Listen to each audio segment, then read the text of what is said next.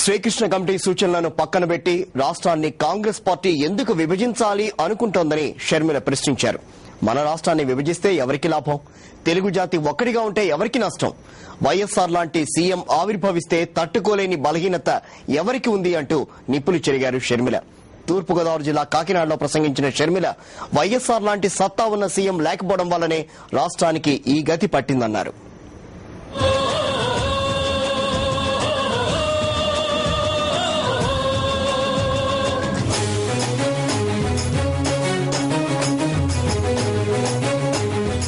సమైక్య శంఖారావంలో భాగంగా తూర్పుగోదావరి జిల్లా కాకినాడ వచ్చిన షర్మిల శ్రీకృష్ణ కమిటీ చేసిన సూచనలను గుర్తు చేశారు.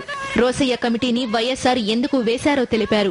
వైఎస్ఆర్ లాంటి సత్తా ఉన్న సీఎం లేకపోబట్టే రాష్ట్రానికి ఈ గతి పట్టిందన్నారు షర్మిల. విభజన విషయంలో యూపీఏ ప్రభుత్వము శ్రీకృష్ణ కమిటీని నియమించింది.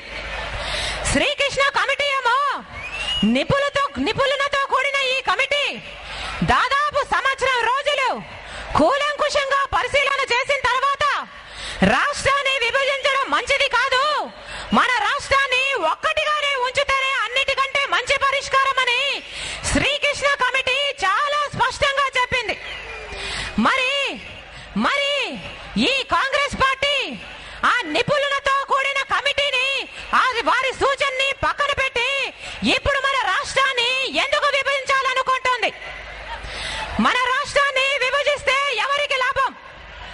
తెలుగు జాతంతా ఒక్కటిగా ఉంటే ఎవరికి నష్టం?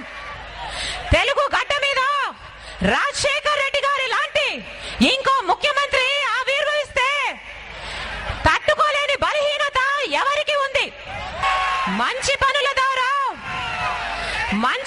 ద్వారా ఓట్లు సీట్లు సంపాదించుకునే సత్తా ఈ కాంగ్రెస్ పార్టీకి ఉండి ఉంటే ఈ రోజు ఈ గతి పట్టుండేది కాదు. కానీ మంచి పనుల ద్వారా ఓట్లు సీట్లు సంపాదించుకోలేని ఈ కాంగ్రెస్ పార్టీ చెడు చేసైనా సరే సంపాదించుకోవాలని కేవలము వారి స్వార్థ రాజకీయాల కోసమని మన రాష్ట్రాన్ని విభజించడానికి పూనుకుంది ఈ కాంగ్రెస్ పార్టీ. రాజశేఖర్ రెడ్డి గారు ఒకవేళ బ్రతికే ఉంటే మన రాష్ట్రానికి గతి పట్టుండేది కాదు అని సాక్షాత్తు ప్రధానమంత్రి గారితో సహా కోట్ల మంది ప్రజలు అభిప్రాయపడుతున్నారు. కేవలము ఒక్క రాజశేఖర్ రెడ్డి గారు మాత్రమే విభజన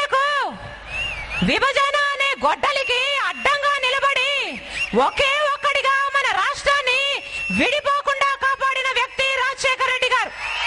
ఎవరికి అన్యాయం జరిగినా సరిదిద్దాలి, అసలు అన్యాయం ఎందుకు జరిగిందో తెలుసుకోవాలి అని రోసయ్య కమిటీని వేశాడు రాజశేఖర్ రెడ్డి గారు.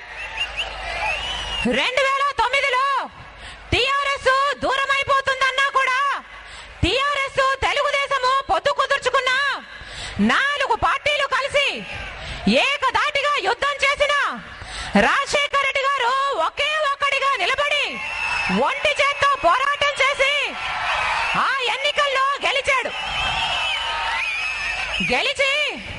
గెలిచి మన రాష్ట్ర ప్రజలకు కావాల్సింది సంక్షేమము అభివృద్ధి తప్ప రాష్ట్ర విభజన ప్రత్యేక రాష్ట్రము కాదు అని నిరూపించాడు రాజశేఖర్ రెడ్డి గారు.